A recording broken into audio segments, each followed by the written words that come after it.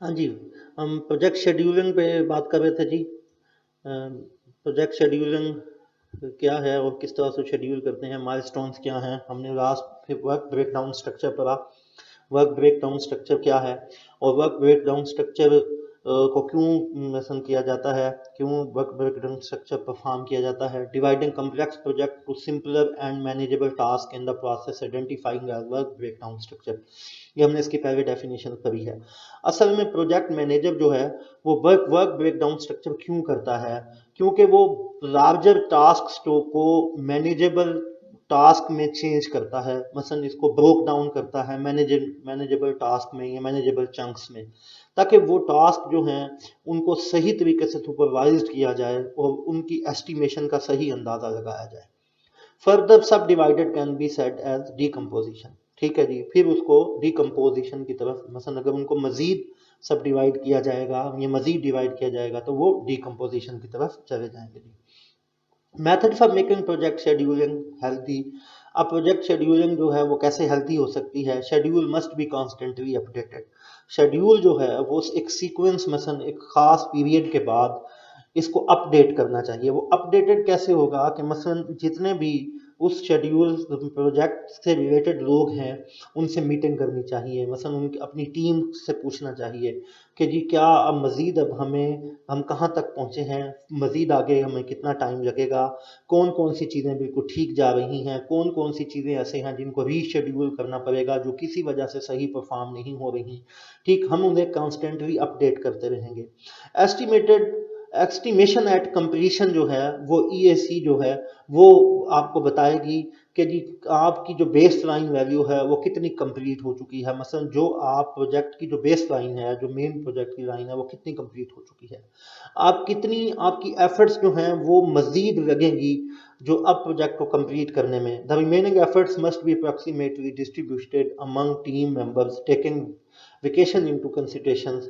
मसलन अब आपने मजीद किस किस टीम मेंबर को इन्वॉल्व करना है, किस किस टीम मेंबर को मजीद कौन से टास्क देने हैं, किसने क्या क्या काम करना है, ये अब आपके पास होगा कि जी जा इतना प्रोजेक्ट कंप्लीट हो चुका है, अब आगे किस किस टीम मेंबर को आपने अपने साथ इन्वॉल्व करना है, ये आपको बताएगा। शेड्यूलिंग टूल्स आर टेक्निक्स वो कौन सी हैं जी। Mostly commonly use methods are Gantt chart, network diagram, PERT and CPM. Gantt chart के बारे में भी हमने पढ़ा पहले, आपको इसके बारे में भी एक असाइनमेंट मैंने दी थी, इस पर भी हमने डिस्कस किया था। शेड्यूलिंग टूल गैंट चार्ट, हम मजीद अब इस गैंट चार्ट के बारे में डिस्कस करते हैं। A bar chart that is a visual representation of the sequencing and duration of activities on any given projects.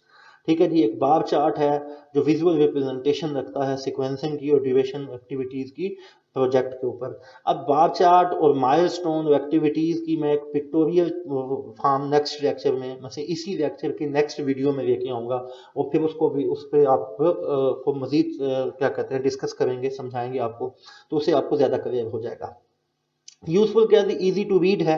मसलन गैंट चार्ट का सबसे बड़ा एडवांटेज क्या है, इजी टू रीड है। Give each team member overview of the project, her team member को project का overview मिलता है। क्लियरली इंडिकेट करता है ईच एक्टिविटी का स्टेटस, मसलन हर एक्टिविटी का क्या स्टेटस है, कितनी परफॉर्म हो चुकी है, कितनी रह चुकी है, कब स्टार्ट हुई है, किस एक्टिविटी के साथ मजीद और कौन सी एक्टिविटी स्टार्ट है।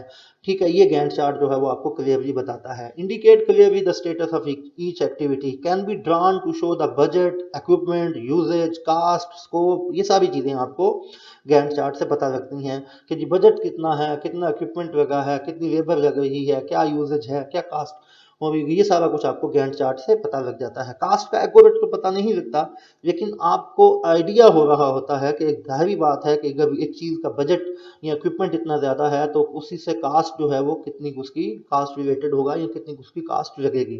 Gantt chart are use as a tool to monitor and control the project progress. 1980 में एच.एफ. गैंट ने इसको डेवलप किया।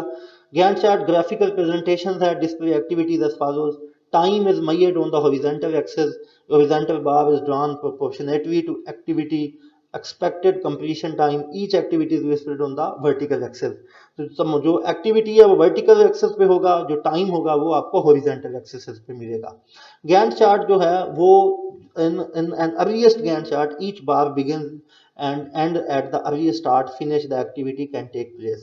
मसलन जब आप स्टार्ट में गैंट चार्ट बनाते हैं तो वो आपको बताता है कि कब किस कौन सी एक्टिविटी कब स्टार्ट होगी और कब फिनिश होगी और कब ये जो है वो एक्टिविटी जो है वो परफॉर्म होगी। एप्लीकेशन ऑफ गैंट चार्ट कैसे एप्लीकेबल होता है, कैसे एप्लीकेट Gantt chart can be used in visual aid for tracking the progress of the project activities। आप इससे अपने प्रोजेक्ट की जो एक्टिविटीज है उनको ट्रैक कर सकते हो, उनकी प्रोग्रेस को देख सकते हो, जज कर सकते, चेक कर सकते हो। Appropriate percentage of a bar is shaded to document the completed works। मसलन जो परसेंटेज होता है वो शेडेड होता है, कलर्ड होता है, आपने उसको किसी न किसी कलर में ये शेड किया होता है जिससे आप ये अंदाज़ा लगाते हो कि जो डॉक्यूमेंटेशन हैं वो इस काम की वो कंप्लीट हैं या कब कंप्लीट हुई हैं या कितना टाइम लगा है। Manager easily see it if the project is processing on schedule with respect to the earliest possible completion time। जो मैनेजर है वो आप देख सकता है कि जो जल्दी से जल्दी या क्या मिनिमम क्या टाइम लगेगा इस प्रोजेक्ट को कंप्लीट करने में, या इस प्रोजेक्ट की जो दूसरी एक्टिविटीज़ हैं मज़ीद ABC उनको क्या कंप्लीट करने में कितना टाइम लग सकता है। एडवांटेजेस क्या हैं गैंट चार्ट के? एडवांटेज है इजी टू कंस्ट्रक्ट, हम इसे बड़ी इजीली बना सकते हैं। गिव अर्लीस्ट कंप्लीशन डेट, आपको कंप्लीशन डेट के बारे में बता सकता है कि जी जल्दी से जल्दी या करीब से करीब कौन सी डेट को ये प्रोजेक्ट जो है वो कंप्लीट होगा। Provide schedule to earliest possible start and finish times, आपको स्टार्ट और फिनिश दोनों टाइम वो बताता है। डिसएडवांटेज क्या है कि give on one possible schedule earliest, आपको सिर्फ बता सकता है कि कब खत्म होगा, ये नहीं बता सकता कि खत्म हो रहा है या हो जाएगा। ये उसके बाद हो सकता है कि आपको गैंट चार्ट कोई डेट मसलन के मुताबिक एक प्रोजेक्ट जो है वो मसलन किसी मंथ में ख़त्म हो रहा हो लेकिन वो उससे आगे तक भी मसलन क्या कहते हैं वो चला जाए या उससे लेट भी हो जाए। Does not show the whether the project is behind schedule, ये नहीं बताता प्रोजेक्ट शेड्यूल पे है या शेड्यूल से पीछे है। मसलन गैंट चार्ट में ऐसी कोई भी चीज़ें जो हैं वो पॉसिबल नहीं, ऐसा कुछ भी नहीं गैंट चार्ट दिखाता, वो सिर्फ ये दिखाता है कि जी कब तक जो हमारा प्रोजेक्ट है वो कंप्लीट हो जाएगा। Does not demonstrate the effects of delays in any one activity on the start of another activity thus on the project completion time. तो अब ये भी नहीं बताता गैंट चार्ट कि क्यों चीज़ें डिले हो रही हैं, क्या रीज़न है, एक एक्टिविटी के डिले होने से दूसरी एक्टिविटी पे क्यों क्या असर पड़ेगा। मसलन मैंने पहले भी कहा था कि ए पॉइंट जो है हाफ तक पहुंचेगा तो बी स्टार्ट होगा। अब ए जो है वो हाफ हुआ ही नहीं तो बी कहाँ से स्टार्ट हो सकता है। तो एक एक्टिविटी का दूसरी एक्टिविटी से इफेक्ट क्या होगा, किस वजह से ये आपस में इंटररिलेटेड है, कैसे ये कोऑर्डिनेटेड है, किस तरह की एक्टिविटी दूसरी पे इफेक्ट होती है, ये गैंट चार्ट जो है ये भी नहीं बता सकता, ये भी उसका एक डिसएडवांटेज है। लेकिन इसका ये मतलब नहीं कि ये इफेक्टिव नहीं है या प्रोजेक्ट शेड्यूल में इस्तेमाल नहीं होता, ऐसा नहीं है, ये इस्तेमाल होता है। हर प्रोजेक्ट मैनेजर हर प्रोजेक्ट जो हैं वो अपने गैंट चार्ट से अपने अपने क्या कहते हैं कि रिक्वायरमेंट के मुताबिक वो जो है काम लेते हैं। ये एग्जांपल्स हैं गैंट चार्ट की, आपके सामने दी हुई ये डिफरेंट गैमसन ऊपर गैंट चार्ट की एग्जांपल्स हैं, नीचे वो जो क्या कहते हैं कि सीक्वेंस से बताया हुआ है जी एक्टिविटी 1 क्या है, 2 क्या है, ठीक है, लैप्स टाइम डेज में दिया हुआ है, ये सारा उसका वो एक मसलन इसमें है जिस पर्ट है CPM भी उसके नीचे दिया हुआ है आपको। नेटवर्क डायग्राम क्या है ये अब हम अपने नेक्स्ट लेक्चर में स्टडी करें।